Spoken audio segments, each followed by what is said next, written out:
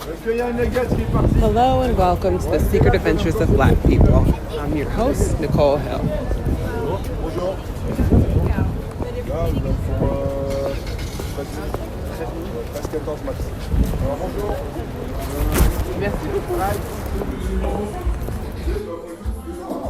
The elders were right. Alert the papers. Paris is everything. My sincerest wish is to bring all of Black America here, tout suite.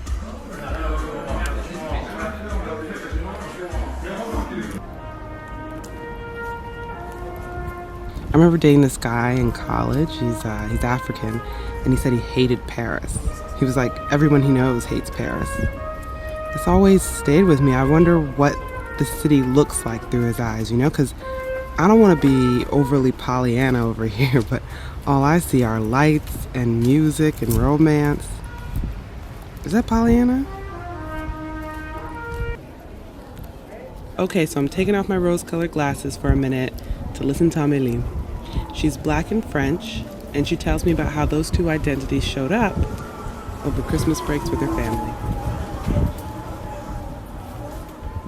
No, I grew up in a very white family, actually, as my mother is white and my father is Black, but is Congolese, actually. So most of the time I was going to my French family for Christmas holiday, but sometimes I was going to the Congolese, and it was like super Catholic and Christian.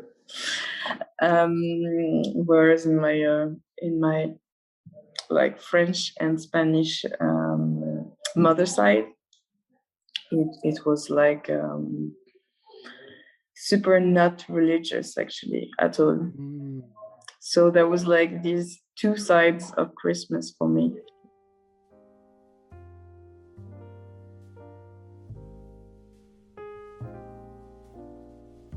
So what would you be like allowed to do when you went to the Congolese side? What is like a normal Christmas morning or Christmas Eve? What did you do on Christmas Eve?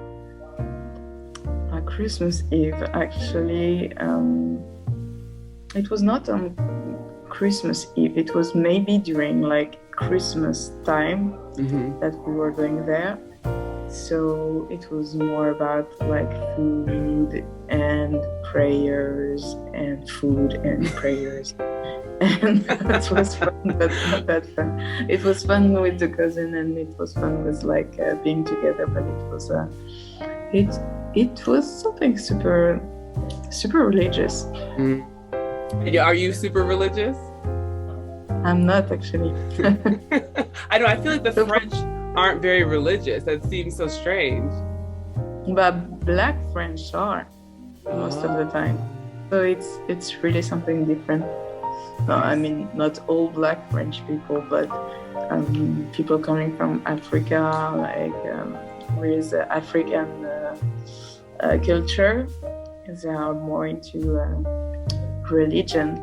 Even actually, it's super funny because when you go to a Catholic church, especially like near Paris, it will be like super Black. Even though it's not like an African church at all, but just the only people who go to church now in France are like Black and Africans. Do you all call yourselves Black there? Like, because you're Congolese, like where you're from. No, actually, in France it's super complicated, like the relation with race, because like you don't really say that you're Black or white. It's something that is pretty much a taboo in France.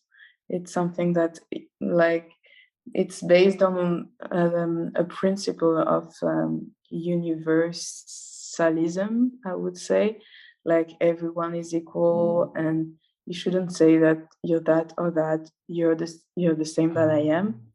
So like for me, it's something super new to say that I'm Black, and like I could say that I was a métis, like a mixed race, but it was not something connected to race. It was more something like because you can see it, and to me, I'm not regarded as black. I'm regarded as métis, but you cannot really say black. Actually, the word itself is pretty much a taboo. Like people, when they talk about a black person in France, they wouldn't say he's noir, which is the French word for it. Mm-hmm. But they would say he's black. They would use like the English word because they feel like they cannot say it. It's too big to say so. Wow. So it's super complex because at the same time, like people, like French people, do think that they are not racist because they don't name things and because they claim that everybody is equal and everything. And at the same time, they are super racist, of course. Like it's normal. It's like prejudices and there is a lot of inequalities. But you cannot really talk about inequalities because for instance, there is no like racial stats in France. It's forbidden. You cannot count on like black people or white people or Chinese or anything. You can just say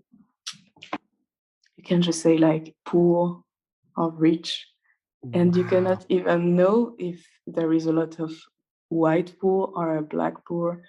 And this is something super French. So for me, I would say that being black was a process. Actually, it was a process. Wow. And like, how did you come to calling yourself, or do you call yourself black now, or do you call yourself métis, or both? Depends. Yeah. It depends. Yeah, now both, but like in the past, I couldn't even say I was black. Like, Wow. it was not something on my mind. Like it was not there. It was. Wow. I And then was what like, made it come on your mind? Yeah, as I said, it was a process. Reading stuff about race in the US, reading about like African culture, visiting Africa, living in Africa, writing about it. But yeah, it's pretty much something that happened to me slowly, like the blackness. The blackness came upon you. Yeah, pretty much actually. Wow.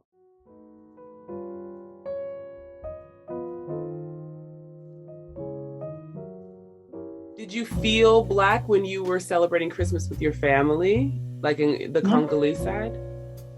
Not really. Really? Not really. Yeah, that was I didn't feel white when I was in the French part of my family. It felt more natural, I would say, because I were not like this religion stuff that I couldn't share with my Congolese family. But yeah, it was like being between two cultures and not being like really able to share like the strengths of Christmas with them, because there were a gap with my white family, and there was a gap with my African family. And now I know what this gap was. It was race, but it wasn't said at this time. Man. And is it better now? Is it different now? What is it like now? It's just obvious to me, so now it's not an issue anymore, I would say. Is Christmas time a little easier with your Congolese side now? Actually, I don't know. I could tell you like in a couple of months. Now I don't know.